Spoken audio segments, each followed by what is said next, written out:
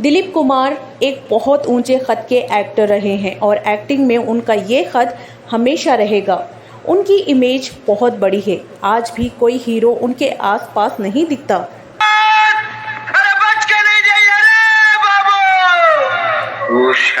दिलीप साहब की रिप्रेजेंस लाजवाब थी, उनकी डायलॉग डिलीवरी का अंदाज भी एकदम निराला था। वो शादी के रास्ते पे चल दी और मैं बर्बादी के रास्ते।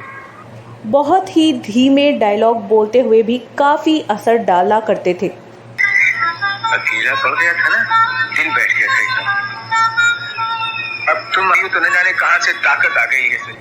दिलीप साहब से पहले और बाद में न जाने कितने अभिनेता आए और गए, लेकिन अभिनय की गहराई के लिहाज से कोई उनकी बराबरी का नहीं दिखा। आप अपना धंधा फैलाने आए हो और इन गरीब लोगों को बाहर हाथ फैलाने भेज रहे हो, ये कहाँ का इंसाफ है?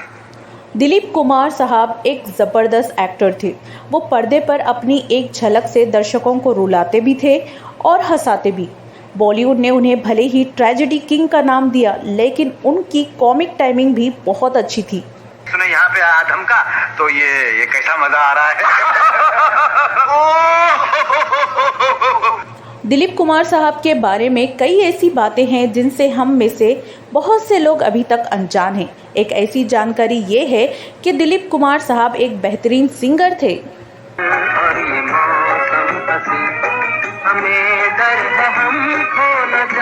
लता मंगेशकर के साथ उनका करीबी रिश्ता रहा है। दिलीप साहब लता जी को छोटी बहन मानते थे। दिलचस्प बात यह है कि एक फिल्म के लिए उन्होंने लता जी के साथ गाना भी गाया था और यही एकमात्र गाना है जो उन्होंने फिल्मों में गाया। लेकिन इसके अलावा भी उन्होंने एक महफिल में अपने दोस्तों की फरमाइश पर एक गाना गाया था, और वो गाना कौन सा है और ये पूरा किस्सा क्या है, इसी बारे में आपको इस वीडियो में बताने वाली हूँ। दोस्तों, मैं हूँ आपकी दोस्त और होस्ट और आप देख रहे हैं अब्दुल्ला उर्दू शायरी।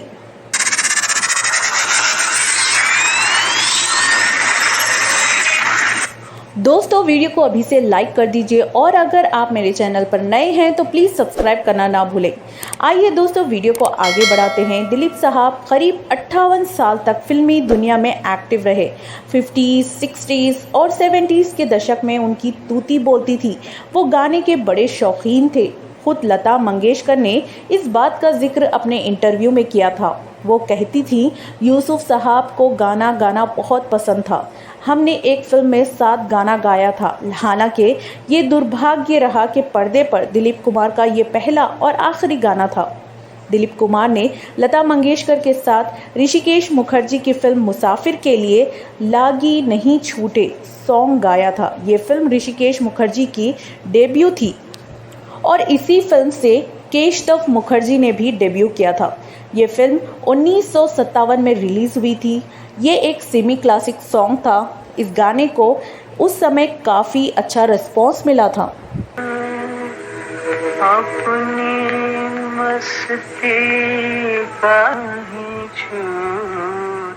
इस गीत के बनने की कहानी इस प्रकार थी। एक बार दिलीप साहब गाना गुनगुना रहे थे, जैसा कि अक्सर हम भी अकेले में गाना गुनगुनाया करते हैं। सलील चौधरी को दिलीप साहब की आवाज़ बहुत पसंद आई, तो उन्होंने कहा कि इस फिल्म में एक गाना है, सेमी क्लासिक है, इस गाने को आप गाइए। पहले तो दिलीप साहब गाने के लिए नहीं माने, लेकिन सलील चौधरी की जिद के आगे आखिर वो मान ही गए। ये गीत उन्हें लता मंगेशकर जी के साथ गाना था और ये नॉर्मल गाना नहीं था, ये एक सेमी क्लासिक गीत था और इसमें वध गए अंतरों का भी बहुत कम इस्तेमाल किया गया था।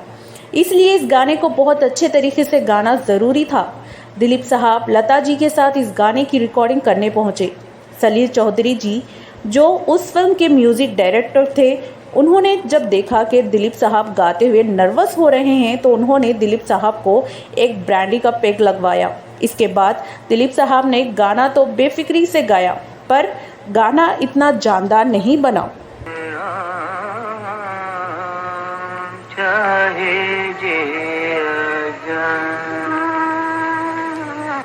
खुद दिलीप साहब को अपना ही गाया हुआ गाना पसंद नहीं आया।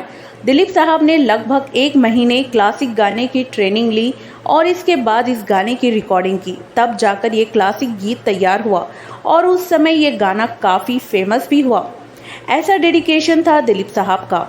हालांकि इसके बाद दिलीप साहब ने कोई गीत फिल्मों में नहीं गाया, लेकिन एक फंक्शन में दिलीप साहब ने एक गीत गाया था जो मैं आप लोगों के लिए लाई हूँ। सुनिए ये गीत दिलीप साहब की आवाज़ में। अगर दिलीप ने नहीं गाया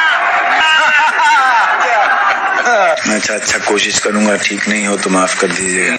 अगर आप ये गीत पूरा सुनना चाहते हैं तो आपको इसका लिंक डिस्क्रिप्शन में मिल जाएगा।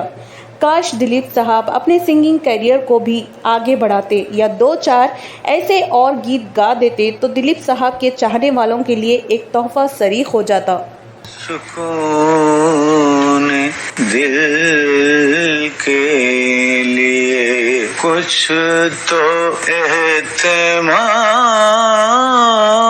करूं।